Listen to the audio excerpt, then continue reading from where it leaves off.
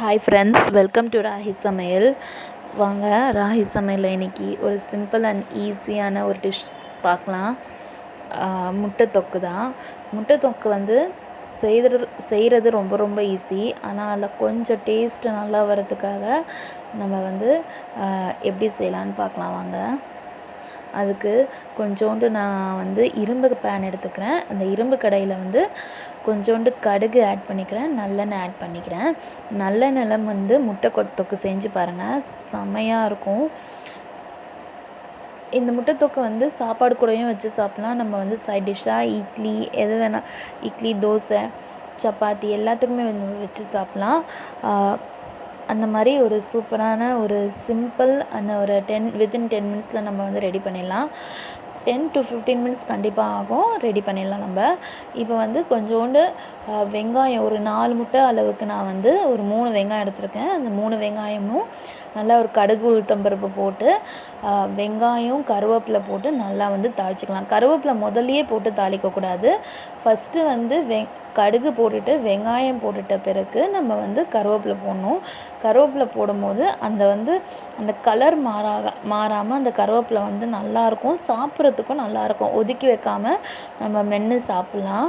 அதுக்கப்புறமா தக்காளி, நல்லா பழுத்த தக்காளியாக உள்ளே இருக்க விதையெல்லாம் எடுத்துகிட்டு நான் வந்து ஃபைனாக கட் பண்ணி ஆட் பண்ணிக்கிறேன்.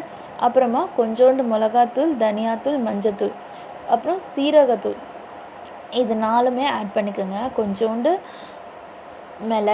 மிளகாத்தூள் நம்ம வந்து காரத்துக்கு ஏற்ப மாதிரி ஆட் பண்ணிக்கலாம். தனியாத்தூள் கண்டிப்பாக ஆட் பண்ணணும். அப்புறம் வந்து மஞ்சத்தூள், அப்புறம் வந்து சீரகத்தூள் வந்து நம்ம வந்து ஒரு 1/4 டீஸ்பூன் ஆட் பண்ணால் போதும். இது எல்லாமே ஆட் பண்ணிவிட்டு நல்லா அந்த வந்து வெங்காயம் தக்காளியோட நல்லா அந்த மசாலா வந்து வதக்கணும். வதக்கிறதுக்கு முன்னாடி நம்ம தண்ணி போடவே கூடாது. இதுதான் வந்து இந்த முட்டை தொக்குக்கு டேஸ்ட்டு கொடுக்குற ஒரு ஹிண்ட்டுன்னு சொல்லலாம். நல்லா அந்த வெங்காயம் தக்காளியோட நம்ம போட்டிருக்க மசாலா ஸ்பைசஸ் ஐட்டம் இருக்குது இல்லையா, மிளகாத்தூள், மஞ்சத்தூள், தனியாத்தூள் எல்லாமே வந்து நல்லா வந்து வதக்கிட்ட பிறகு நம்ம வந்து தண்ணி ஆட் பண்ணணும். ஒரு கிளாஸ் அளவுக்கு தண்ணி ஆட் பண்ணிவிட்டு நான் வந்து ஒரு 2 முட்டை எடுத்துக்கிறேன்.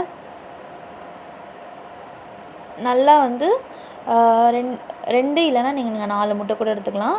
நான் 4 முட்டை எடுக்கலாம்னு நினச்சேன். அதுக்கப்புறம் 2 முட்டை வந்து போதும் அப்படின்னு சொல்லிட்டு ஸ்டாப் பண்ணிவிட்டேன். இப்போ 2 முட்டை எடுத்துக்கிறேன். இந்த 2 முட்டையை எடுத்துட்டு நம்ம வந்து அந்த தண்ணி வற்றின பிறகு இந்த வந்து முட்டையை உடைக்காமல், அதே மாதிரி கலைக்காமல் நம்ம அதில் போட்டுக்கணும். போட்டு தட்டு போட்டு மசாலாவை கொஞ்சம் மேலே ஓட்டமாக வச்சு மூடி வச்சிடணும். இந்த சைடு நான் இட்லிக்கு வந்து அடுப்பில் வந்து ஏற்றியாச்சு.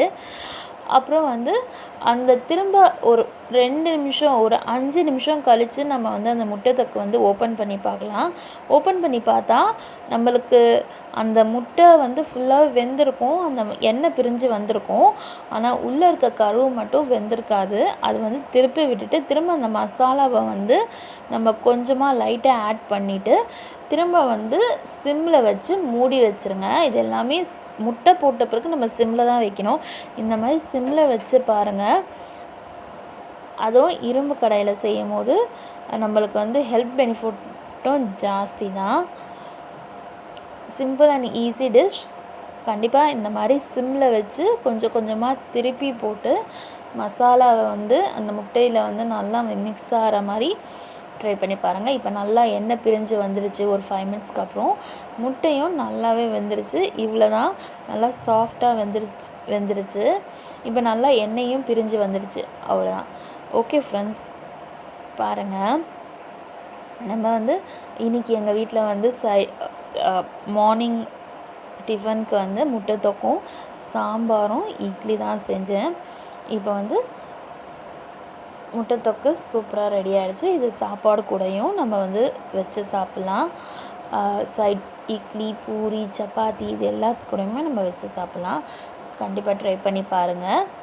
இந்த மாதிரி ஒரு 3 டைம்ஸ் சிம்மில் வச்சு திரும்ப விட்டுட்டே இருங்க. அவ்வளோதான், முடிஞ்சிடும். ஓகே ஃப்ரெண்ட்ஸ், இந்த வீடியோ பிடிச்சிருந்தா ஷேர் பண்ணுங்கள், லைக் பண்ணுங்கள், கமெண்ட் பண்ணுங்கள்.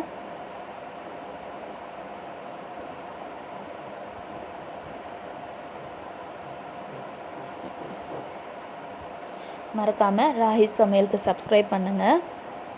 தேங்க்யூ ஸோ மச் ஃபார் வாட்சிங்.